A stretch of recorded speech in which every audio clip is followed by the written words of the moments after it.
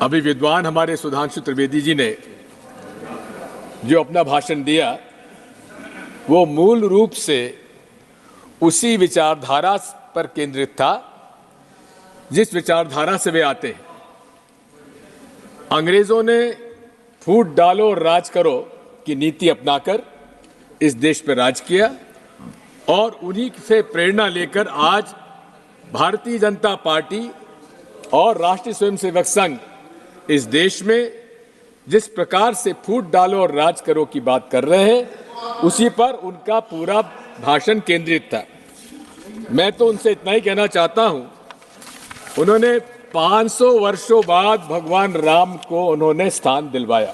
500 वर्षों बाद नरेंद्र मोदी जी इतने महान हैं कि 500 वर्षों बाद भगवान राम को वो मंदिर में ले आए, लेकिन नीरव मोदी जैसे लाखों करोड़ रुपए लेकर भागे हुए लोगों को वापस नहीं ला पाए। ये लोग कहां हैं? वो लोग जो आपने वादा किया था कि काला धन वापस लाएंगे, भगोड़ों को वापस लाएंगे, कहां हैं वो आप? बात वही है, इन्होंने केवल अपने पहले हिंदू मुसलमानों को बांटा, अब भगवान राम के भक्तों को आप बांट रहे हैं। ये मैं आपसे कह देता हूं, मैं आपसे कह देता हूं, सीट पर बैठकर ना बोले प्लीज। सभापति महोदय, अब मंदिर वहीं बनाएंगे, मंदिर जहां बाबरी मस्जिद तोड़ी वहां नहीं बनाया, वो जहां कांग्रेस पार्टी ने भूमि अधिकृत की थी और जहां शिलान्यास कराया था वहां मंदिर का निर्माण कराया है। इनका वही मंदिर वहीं बनाएंगे का कारण ये था कि जब तक मस्जिद नहीं टूटेगी तब तक इनका उद्देश्य पूरा नहीं होगा। यही भारत जोड़ो यात्रा हमें हम लोगों ने नफरत छोड़ो भारत जोड़ो का संदेश लेकर राहुल गांधी आज यात्रा कर रहे हैं। माननीय सभापति महोदय, हमेशा नरेंद्र मोदी जी कहते हैं सबका साथ, सबका विकास, बाद में जोड़ा सबका विश्वास और अब कह रहे हैं सबका प्रयास। मैं तो आपसे अनुरोध करना चाहता हूं, हर पहलू पर मोदी जी विफल हुए हैं। हां, इन्होंने बहुत सारी सफलताओं का उल्लेख किया है, लेकिन वो सारी योजनाएं जिन पर ये सफलता का श्रेय ले रहे हैं, ये सारी योजनाएं कांग्रेस पार्टी के द्वारा प्रारंभ की जा रही योजनाएं थी जिनको अलग अलग नाम दे दिया गया। जनधन की बात की, जनधन का नाम बदला गया, लेकिन छोटे छोटे खातेदारों का खाता खुलवाने की शुरुआत कांग्रेस पार्टी ने की थी। मैं आपसे कहना चाहता हूं कि ये बात सबका साथ, सबका विकास की बात करते हैं, लेकिन सर ये कुछ का साथ, कुछ का विकास और कुछ का विश्वास, इससे ज्यादा नहीं बढ़ पाए, क्योंकि ये बड़े नतीजों की बात करते हैं, 200 पार, 300 पार, लेकिन प्रतिशत वोट 40% से कम आते हैं। इसलिए कहां से कह दिया सबका साथ, सबका विश्वास? विश्वास माननीय सभापति महोदय तब होगा जब इस देश के हर वर्ग, हर धर्म के पालन करने वालों लोगों का ये विश्वास अर्जित करेंगे। इन्होंने डॉक्टर मनमोहन सिंह जी के बारे में एक बिल्कुल असत्य बयान दिया है। उन्होंने कभी नहीं कहा जिस बारे में इन्होंने उनका उल्लेख किया है। मैं आपसे कहना चाहता हूं, नरेंद्र मोदी जी के 3 ब्रह्म अस्त्र हैं, 3 हथियार हैं। पहला अस्त्र है ईवीएम, दूसरा हथियार है धर्मांधता और तीसरा हथियार है ED, IT, CBI, NIA. Bharat विश्व का सबसे बड़ा लोकतंत्र है, मदर ऑफ डेमोक्रेसी कहा जाता है, लेकिन सफल लोकतंत्र के लिए निष्पक्ष माननीय चुनाव आयोग आवश्यक है। आज मैं आपसे कहना चाहता हूं कि लोगों के मन में एक ईवीएम के बारे में विश्वास कम होता जा रहा है। प्रदर्शन हो रहे हैं, 28 पॉलिटिकल पार्टीज ने कुछ प्रश्न चुनाव आयोग के सामने रखे। नरसिम्हा जी हमारे बैठे हुए, इन्होंने खुद ने किताब लिख डाली थी।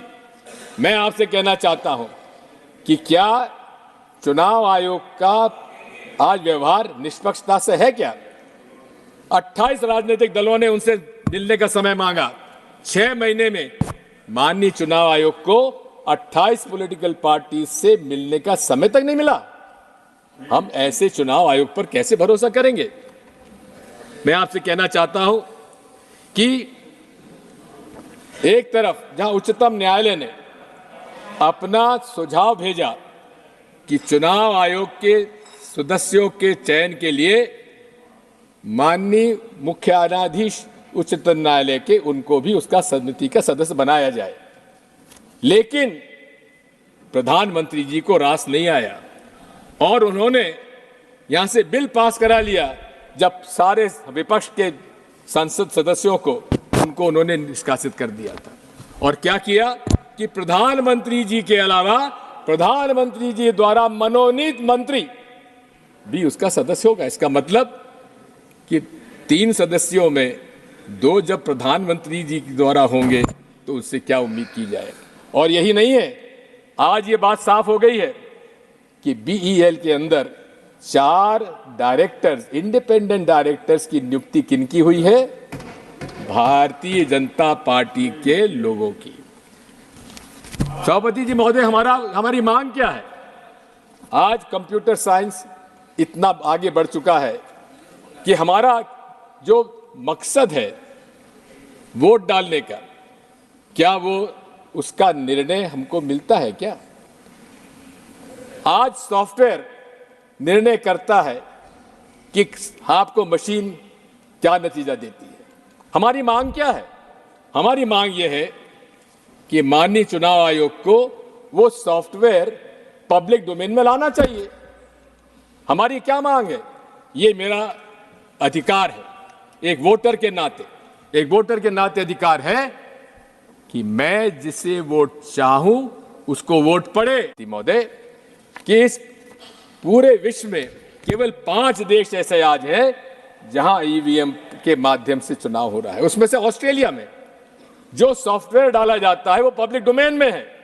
मैं पूछना चाहता हूं आपके माध्यम से प्रधानमंत्री जी और पूरे मंत्रिमंडल से, क्या कारण है कि वो सॉफ्टवेयर बताने में क्यों इतने परहेज करते हैं? क्या डर है उन लोगों को? आज जब मांग उठ रही है जनमानस में कि चारों तरफ से कि हमें ईवीएम नहीं चाहिए, उस समय पूरे देश में ईवीएम का प्रचार करने के लिए चुनाव आयोग प्रदर्शन कर रहा है। अरे, हमें प्रदर्शन करने की आवश्यकता नहीं है। आप हमारी बात इतनी सी मान लीजिए, या तो आप बैलेट पेपर से चुनाव कराइए, जो 2018 में कांग्रेस पार्टी ने एआईसीसी रेजोल्यूशन में अपना मत रखा था, उस पर हम आज भी कायम हैं। और यदि आपको ईवीएम से इतना ही प्रेम है तो आप हमारे हाथ में वीवीपैट स्लिप जब नीचे गिरती है तो उसको हमारे हाथ में दे दीजिए और हम जाकर मतपेटी में डाल देंगे। इसमें क्या ऐतराज होगा? माननीय अध्यक्ष महोदय, सभापति महोदय, मैं आपसे इतना अनुरोध करना चाहता हूं कि दूसरा हथियार इनका धर्मांधता का है। धर्म से इनका कोई नाता नहीं है। हिंदुत्व एक आइडेंटिटी थी, सावरकर जी ने जिसको नाम दिया था, और उन्होंने खुद ने कहा था इसका कोई धर्म का लेना देना नहीं है। लेकिन बिना धर्म का उपयोग करे राजनीति में भारतीय जनता पार्टी जनता के बीच में चुनाव में नहीं जा सकती। और यहां तक कर्नाटक के चुनाव में नरेंद्र मोदी जी खुद उन्होंने वहां पे आम सभा में कहा, बजरंगबली का नाम लो और कमल के फूल पर बटन दबाओ। चुनाव आयोग, माननीय सभापति महोदय, मेरी आपत्ति इस बात की है कि अगर छोटी मोटी बात भी अगर कोई और अन्य दल का कर देता उसको नोटिस मिल जाता, लेकिन खुले रूप से नरेंद्र मोदी जी ने रिप्रेजेंटेशन ऑफ पीपल्स एक्ट का उल्लंघन किया है, इसमें सेक्शन 123(3)(a) का, लेकिन उस पर चुनाव आयोग ने संज्ञान में क्यों नहीं लिया? आज भी पूरे देश में धर्म के नाम पर ये व्यवसाय कर रहे हैं। वो राम मंदिर का निर्माण जो कि नरसिम्हा राव जी ने रामालय ट्रस्ट को सौंपा था, चारों शंकराचार्य और स्वामी रामानंदाचार्य के रामनिषाचार्य जी 5 लोगों का रामालय ट्रस्ट बनाया, उसके हाथ में क्यों नहीं दिया? किसको दिया? विश्व हिंदू परिषद के हाथ में। और विश्व हिंदू परिषद के हाथ में देकर निर्मोही अखाड़ा जो पूरे तरीके से 10 मिनट नहीं 5 मिनट तीर्थ हो गए जो हमारे पास सूचना थी वो 10 मिनट के लिए। सर देखिए आपने देखिए मेरी इस बारे में सर मेरी आपसे 5 मिनट का समय और दीजिए, 2 बातें मुझे और करना है। आपको 5 मिनट दिया गया था, ऑलरेडी 10 मिनट हो गए हैं। 5 मिनट समय तय था आपके लिए। सर देखिए बात यह है, आप कौन बात यह है हमारे अब कोई समय ही नहीं है हमारे लीडर ऑफ ऑपोजिशन का समय हमारे इसमें नहीं रखा जाना चाहिए, जो यहाँ क्योंकि वो उनका अधिकार है। अभी जो नियम तय है उसी के अनुसार चलेंगे। प्लीज आप कंक्लूड करें। मैं आपसे कहना चाह रहा था कि पीपल्स रिप्रेजेंटेशन एक्ट का वायलेशन हो रहा है, उस पर कोई संज्ञान में नहीं लिया जा रहा है। मैं आपसे इतना कहना चाहता हूं कि आज तीसरा हथियार इनका है ईडी, आईटी, सीबीआई, एनआईए का। इसमें मोदी जी को कहते हैं मेरी गारंटी, मोदी गारंटी का एक आपको उदाहरण देना चाहता हूं। भोपाल के अंदर उन्होंने भाषण में कहा कि मेरी मोदी गारंटी, ये महाराष्ट्र के नेता, उन पर 70,000 करोड़ का घोटाला है, उनको मैं जेल भेजूंगा। लेकिन 3 दिन बाद क्या हुआ सभापति महोदय? जेल भेजने के बजाय उनको मुख्यमंत्री बना दिया गया। देवेंद्र फडणवीस कहते थे दादा चक्की पीसिंग। आज दादा जेल में नहीं, महाराष्ट्र के मंत्रालय में बैठकर मोदी जी गारंटी कर पीसिंग कर रहे हैं।